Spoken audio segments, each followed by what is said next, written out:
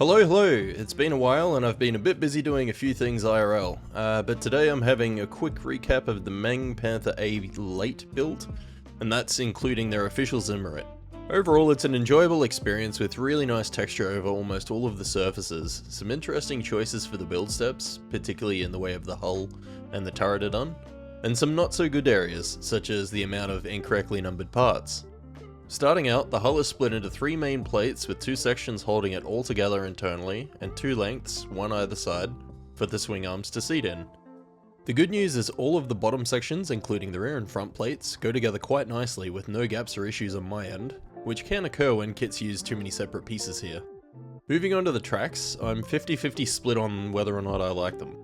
Personally, I like the amount of build time they take, but unlike Ryefield or TACOM, the guides are individual without sprue spacing or a way to mass place them, and that means that you have to do all of them manually, one at a time with tweezers, which it did get faster by the end, but it wasn't too great of an experience, especially when one of the horns would just shoot off into nowhere. Up onto the deck areas, more plating with a nice interlocking method was used for that, and I feel it works really excellent. But when you arrive at attaching the deck to the hull, it's quite a tight fit and a pain in the neck to connect the two, but when you do, there's basically no gaps with a flush fit all round.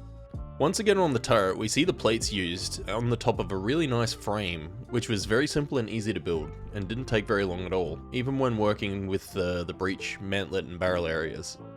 Additionally, the zimmer that I've used here, which is again Meng's official own for this kit, I found it to be a royal pain in the rump. You're definitely gonna need adhesive for the back of each piece, and you gotta make sure that it's all over the piece, and you're gonna have to babysit each piece individually, because they can be quite messy, which you gotta be quick to clean, and sometimes they're gonna pop up in the corner as they try to curl. So do take your time here if you do use the official one, and make sure that they don't peel or sit loose. However, I have to say that there is a trade-off, and you can chip it and damage it in spots to make it look like it's a used vehicle, which I think is a pretty good bonus, so yeah, we'll give it that.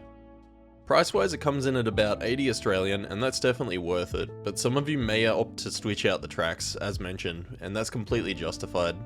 I'll be painting this one over the next few weeks here and there, for those of you that want to see it finished, so keep an eye out, and until then, take care and happy modelling.